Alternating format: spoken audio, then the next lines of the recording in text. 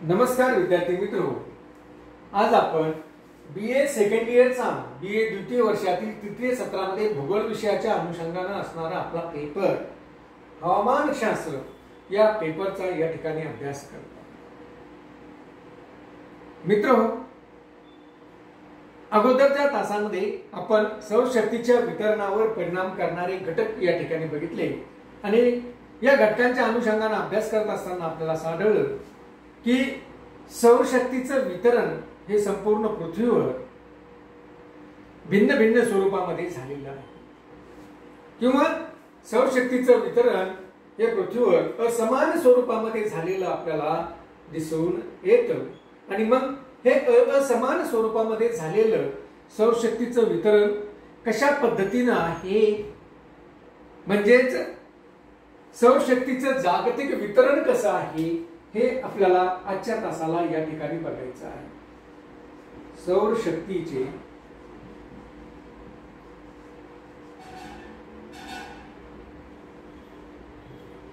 जागतिक वितरण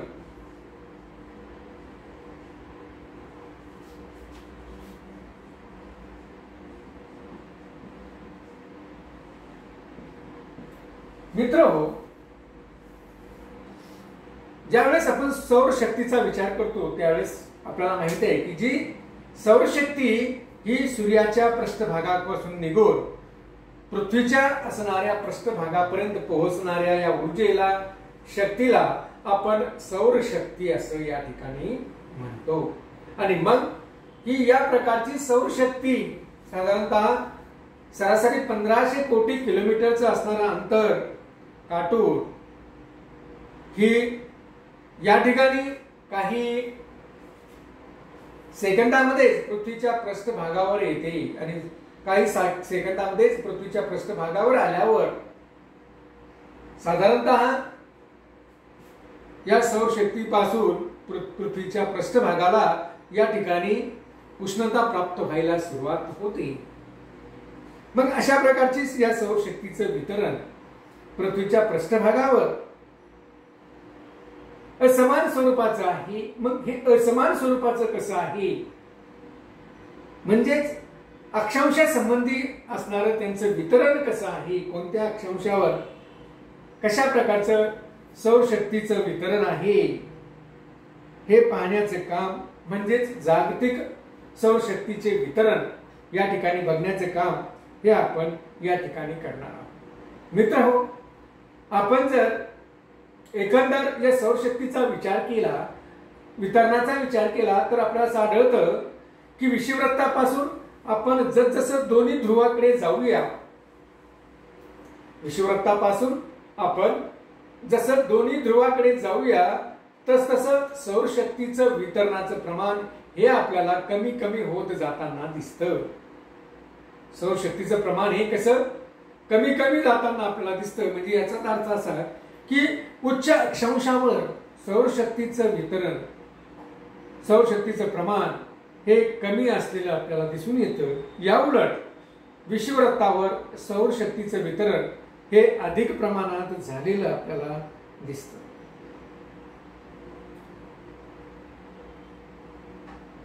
आपल्याला असं दिसतं की ज्या प्रमाणामध्ये विषुववृत्तावर सौरशक्तीचं वितरण झालेलं आहे जास्त प्रमाणामध्ये, त्यापेक्षा कितीतरी पटीने कमी प्रमाणामध्ये सौरशक्तीचं वितरण हे ध्रुवावर झालेलं आपल्याला दिसून येतं।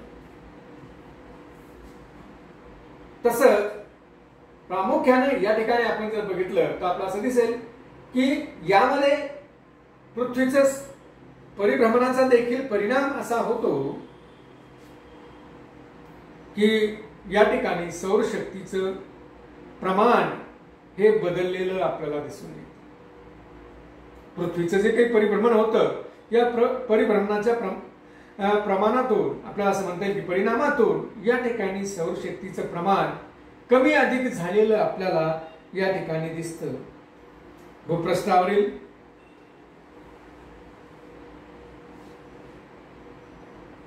क्षितिज समांतर पातळीमध्ये सौरशक्तीच्या या वितरणाचा अभ्यास या ठिकाणी आपण केल्यास आपल्याला असं दिसतं की शीतल स्थिती समांतर पातळीमध्ये तापमानाचे एक वेगवेगळे पट्टे या ठिकाणी आपल्याला या पृथ्वीच्या पृष्ठभागावर दिसून येतात आणि या पट्ट्यावरूनच मग आपण जागतिक सौरशक्तीचं वितरण या ठिकाणी अभ्यासत असतो. त्यामध्ये काही विभाग या पट्ट्यानुसार आपण या ठिकाणी पाहतो. पहिला विभाग जो काही आहे त्याला आपण उष्णकटिबंध असं म्हणतो.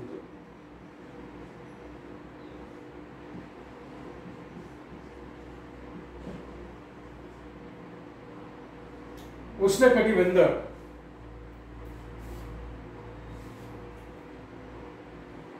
या उष्णकटिबंधाचा विचार आजच्या तासात आपण आता करूया.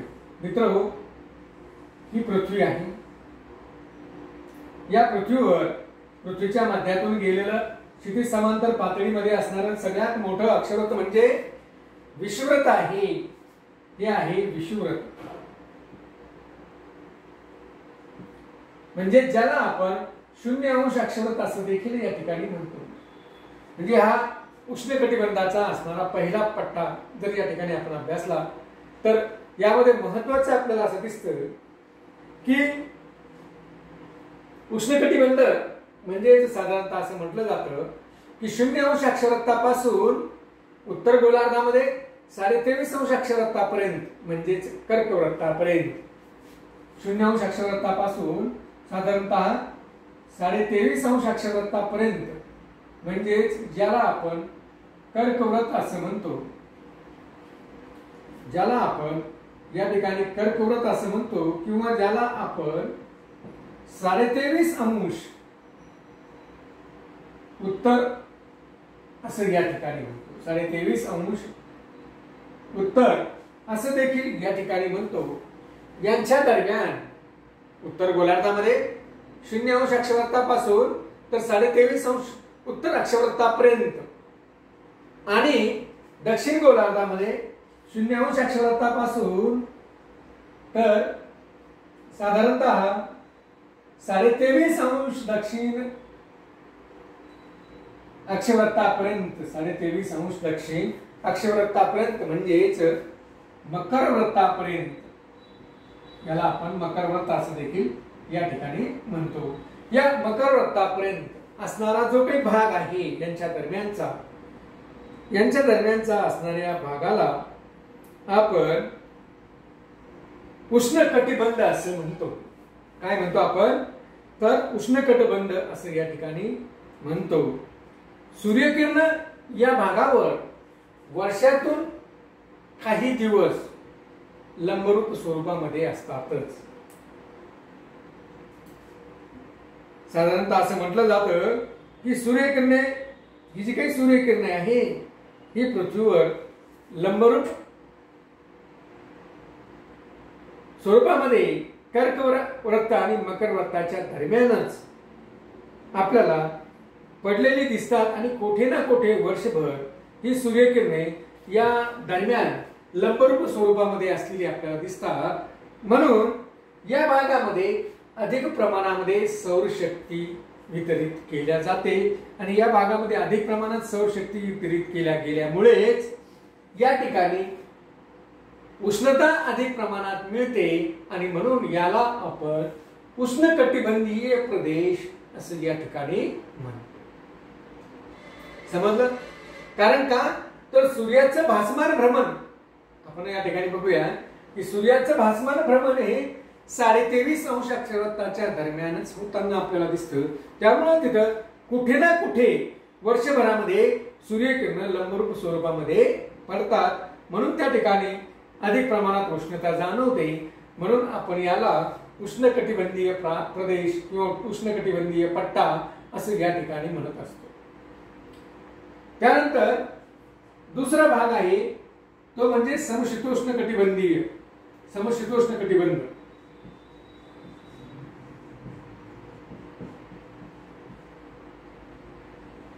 समशीतोष्ण कटिबंध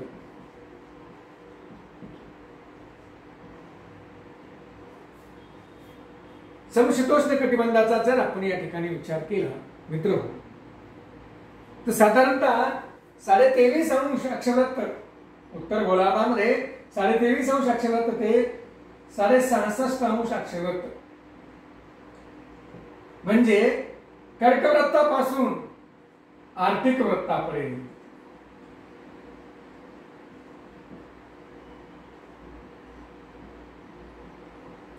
कर्कवृत्तापासून आर्टिक वृत्तापर्यंत यांच्या दरम्यान असणारा हा भाग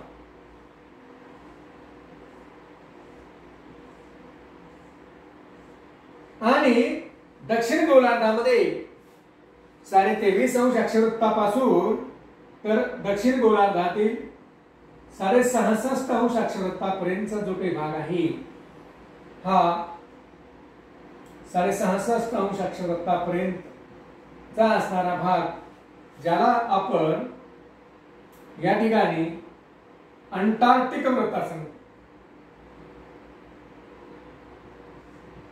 अंटार्क्टिक वृत्त असं या ठिकाणी असं म्हणतो. या अंटार्क्टिक वृत्तापर्यंतचा असणारा हा भाग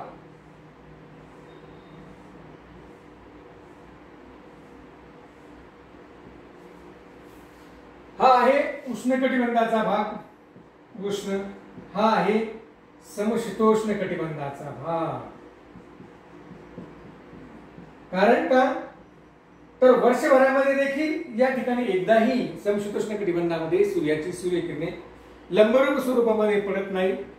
निश्चित या ठिकाणी तिरप्या स्वरूपामध्ये सूर्याची सूर्यकिरणे पडतात आणि त्यामुळं या ठिकाणी सूर्यापासून सौर शक्तीपासून उष्णता देखील उष्णकटिबंधाच्या मानाने कमी प्रमाणात मिळते आणि म्हणून या ठिकाणी कमी प्रमाणात मिळाल्यामुळे हा भाग जास्त उष्णही नसतो आणि जास्त थंडही नसतो. म्हणून या भागाला आपण समशीतोष्ण कटिबंध असं या ठिकाणी म्हणतो. समशीतोष्ण कटिबंधाचा भाग असं आपण या ठिकाणी म्हणत असतो. म्हणजे या ठिकाणी सूर्यकिरणे लंबरूप स्वरूपामध्ये पडत नाही. जे काही पडतात ती तिरप्या स्वरूपात पडतात, मात्र यांचा तिरपेपणा काही जास्त असत नाही. त्यामुळे या ठिकाणी उष्णता मिळते, परंतु उष्णकटिबंधाप्रमाणे त्या ठिकाणी उष्णता मिळत नाही. निश्चित त्यापेक्षा कमी उष्णता त्या ठिकाणी सूर्यकिरणांच्या मार्फत, सौर शक्तीच्या मार्फत या ठिकाणी मिळतात. म्हणून हा भाग जास्त उष्णही असत नाही आणि जास्त थंडही असत नाही. म्हणून याला आपण समशीतोष्ण कटिबंध असं या ठिकाणी म्हणतो. त्यानंतर तिसरा जो काही भाग आहे आपला सौरशक्तीच्या जागतिक वितरणाच्या अनुषंगाने जर आपण बघितलं तर तिसरा भाग या ठिकाणी आहे तो म्हणजे शीत कटिबंधाचा.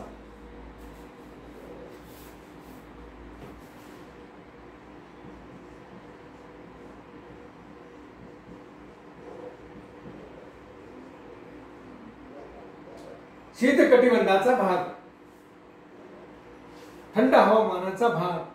होतंय काय की उष्णकटिबंधामध्ये वर्षभरातून एकदा सूर्यकिरणे लंबरूप स्वरूपामध्ये तरी पडतातच, कोणत्या ना कोणत्या भागामध्ये. या ठिकाणी लंबरूप स्वरूपामध्ये सूर्यकिरणे पडत नाही, तिरप्या स्वरूपामध्ये सूर्यकिरणे पडतात. आणि राहिलेला हा जो काही भाग आहे जो उत्तर गोलार्धामध्ये 66.5 म्हणजे आर्टिक वृत्तपासून तर उत्तर ध्रुवापर्यंतचा असणारा जो काही भाग आहे हा असणारा भाग, उत्तर ध्रुवापर्यंतचा असणारा भाग, ज्याला आपण शीत कटिबंध असं म्हणतो. किंवा दक्षिण गोलार्धामध्ये 66.5 अक्षवृत्त ते दक्षिण ध्रुवापर्यंतचा असणारा भाग, या ठिकाणी असणारा दक्षिण ध्रुवाचा भाग. या दक्षिण ध्रुवापर्यंतच्या असणाऱ्या भागाला आपण शीत कटिबंध असं म्हणतो. म्हणजे हाही शीत कटिबंधाचा भाग आणि हा एक शीत कटिबंधाचा भाग. या ठिकाणी म्हणजेच आर्टिक वृत्तापासून तर उत्तर ध्रुवापर्यंत आणि अंटार्क्टिक वृत्तापासून तर दक्षिण ध्रुवापर्यंतचा असणारा जो काही पृथ्वीचा भाग आहे या भागाला शीत कटिबंध असं म्हटलं जातं. आता या ठिकाणी शीत कटिबंधाचा प्रदेश का निर्माण होतो तर या भागामध्ये सूर्याची सूर्यकिरणं अधिकच तिरप्या स्वरूपामध्ये पोहोचतात. या ठिकाणी रात्रीमानाचा कालावधी हा अधिक असतो. अधिक तिरप्या स्वरूपामध्ये या ठिकाणी सूर्यकिरणे पोचतात. काही काही वेळेस तर या ठिकाणी 6 महिन्याची रात्र आणि 6 महिन्याचा दिवस देखील आपल्याला दिसून येतो. त्यामुळे या भागामध्ये सौरशक्तीचं प्रमाणच मुळामध्ये मिळण्याचं कमी आहे, म्हणून त्या ठिकाणी उष्णता देखील कमी असते. म्हणून त्या भागाला आपण शीत कटिबंधीय प्रदेश असं या ठिकाणी म्हणतो. तर मित्रहो, अशा पद्धतीनं आपण सौरशक्तीचं जागतिक वितरण या ठिकाणी बघितलेलं आहे. त्यामध्ये उष्णकटिबंधीय, समशीतोष्ण कटिबंधीय आणि शीतकटिबंध अशा 3 पट्ट्याच्या अनुषंगानं सौरशक्तीचं वितरण कसं झालेलं आहे, जागतिक वितरण कसं झालेलं आहे, हे आजच्या तासाला आपण या ठिकाणी पाहिलेलं आहे.